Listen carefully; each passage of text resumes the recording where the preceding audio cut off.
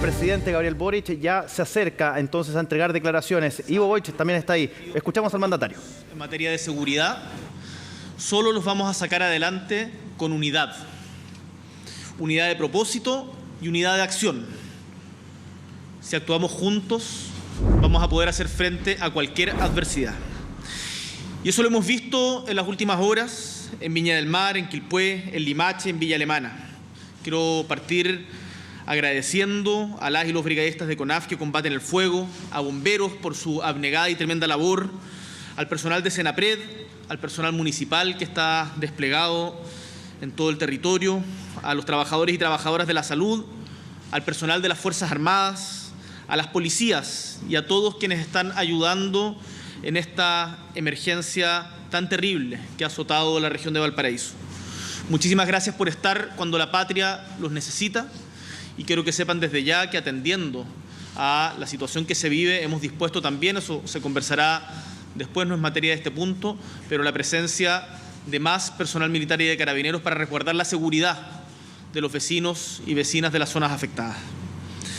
Como ustedes saben, la semana pasada decidí convocar al Consejo de Seguridad Nacional para abordar la amenaza a la seguridad nacional que en nuestra opinión representa la delincuencia y en particular el crimen organizado.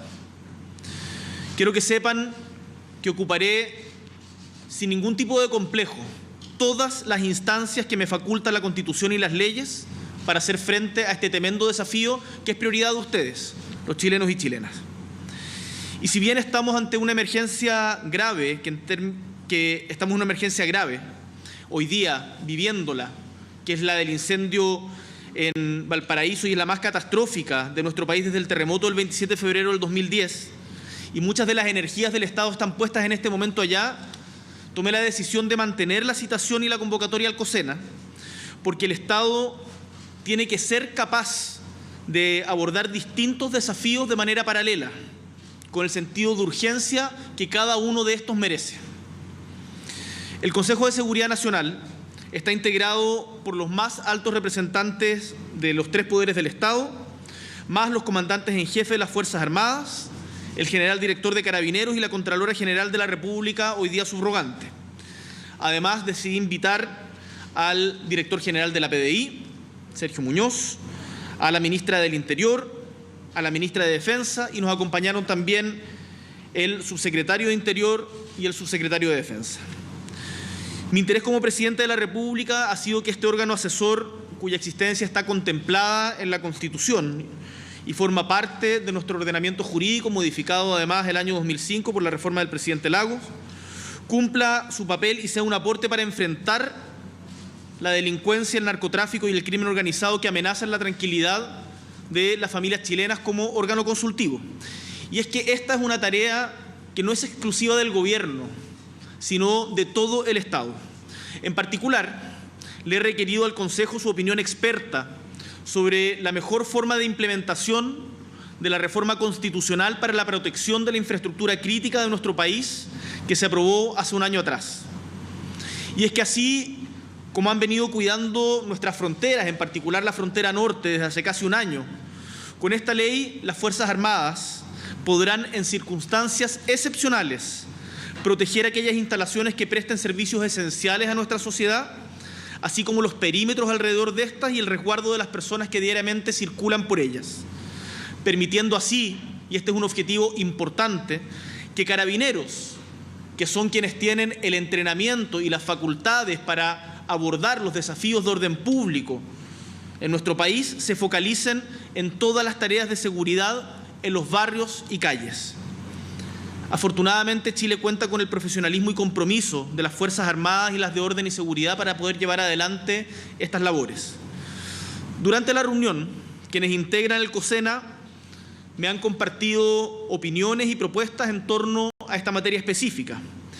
Y estas opiniones resultan muy importantes para poder dotar a nuestro gobierno de la información necesaria y precisa para poder llevar adelante las mejores acciones que puedan cumplir los objetivos que todos los chilenos comparten, que es otorgar mayor seguridad a nuestros ciudadanos.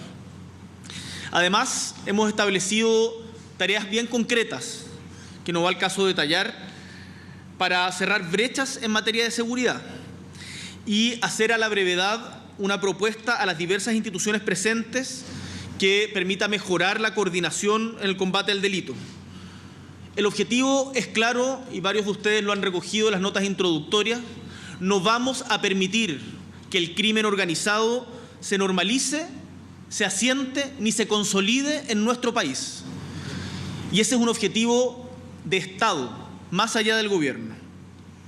Chilenas y chilenos pueden tener la certeza y también el orgullo, porque esto es algo que vale la pena valorar y algo que no pasa en cualquier país, que desde el Estado, todas sus instituciones, tenemos una sola visión y somos un solo cuerpo para enfrentar de manera enérgica y decidida a la delincuencia y al crimen organizado.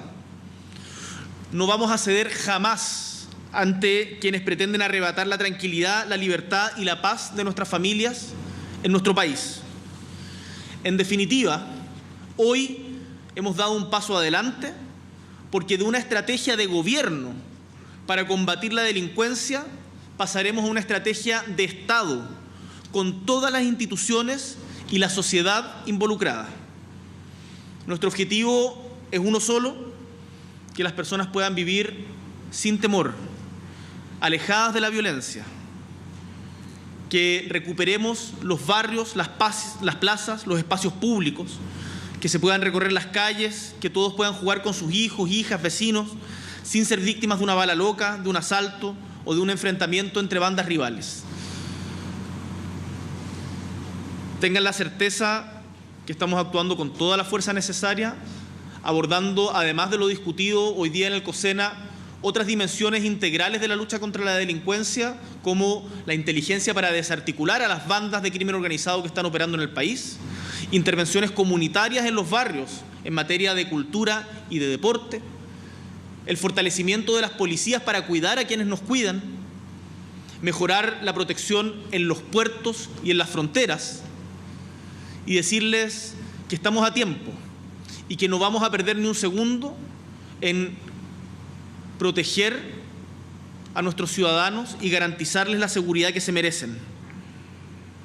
En esa línea estamos trabajando y por eso valoro mucho la disposición de las diferentes instituciones del Estado que han participado de esta reunión de manera constructiva y que van a seguir colaborando para otorgarle seguridad a los chilenos y chilenas. Para poder responder preguntas de esta convocatoria, los dejo con la ministra del Interior, Carolina Toa, y nuestra ministra de Defensa, Maya Fernández, quien además parte inmediatamente a Valparaíso porque es nuestra ministra enlace con la situación que se vive hoy día en la región. Muchísimas gracias. Ministra Toa, buenas tardes. Quería preguntarle si las Fuerzas Armadas o algún miembro del COSENA plantearon que era necesario primero tener claridad sobre las reglas del uso de la fuerza antes de impulsar un proyecto como infraestructura crítica. Y lo segundo es saber si las Fuerzas Armadas hicieron algún comentario respecto a tener que actuar en zonas urbanas. Bueno, buenas tardes. Una cosa importante que se conozca es que esta reunión va a tener un acta pública y se va a poder conocer el detalle de cómo fue las distintas intervenciones y los temas tratados.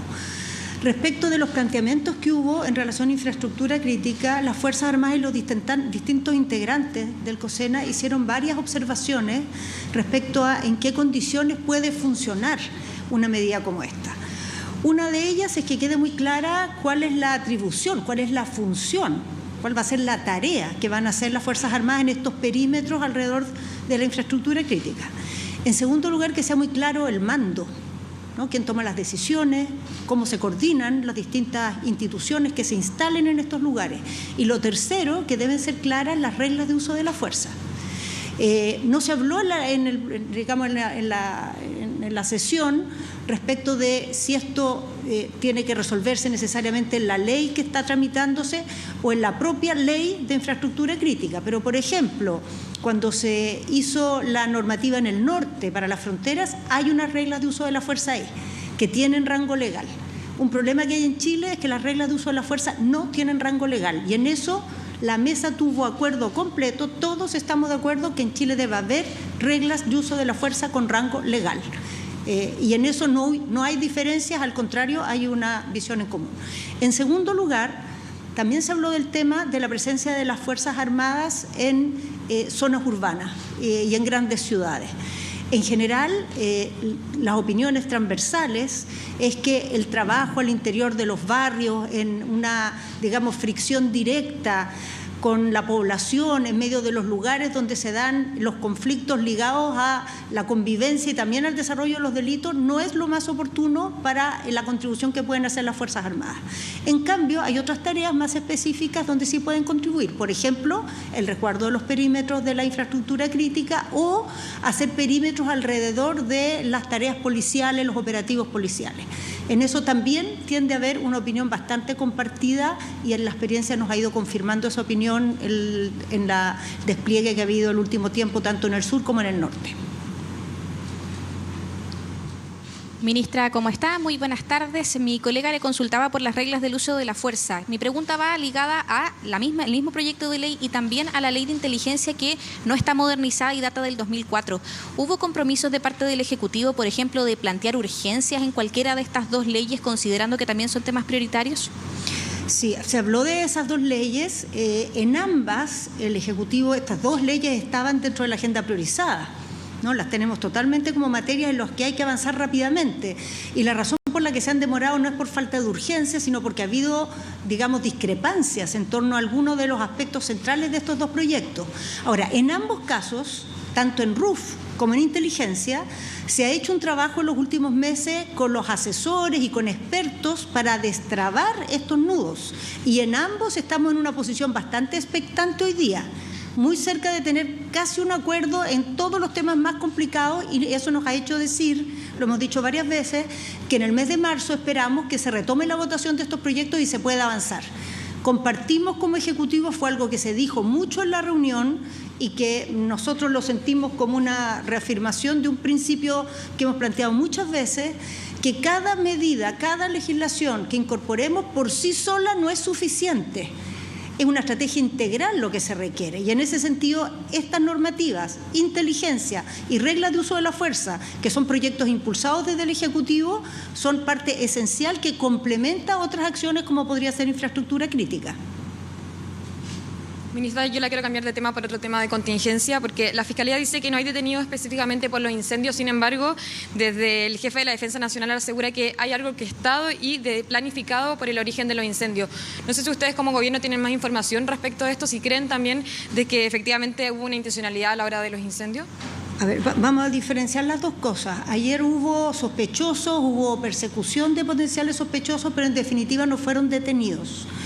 Y respecto a la situación de si puede haber habido acciones orquestadas, hay una investigación en curso, entonces somos prudentes al respecto, pero hay bastantes indicios de que puede haber habido intencionalidad. Ahora, si esa intencionalidad además está acompañada de una articulación, si hubo personas que se concertaron, es algo que solo la investigación nos va a poder decir. Por ahora, lo que hay es un trabajo de la Fiscalía, muchos elementos que nos hacen pensar que puede haber habido intencionalidad y lo demás es parte de lo que va a tener que aclarar el trabajo investigativo que se está realizando. Gracias, ministra.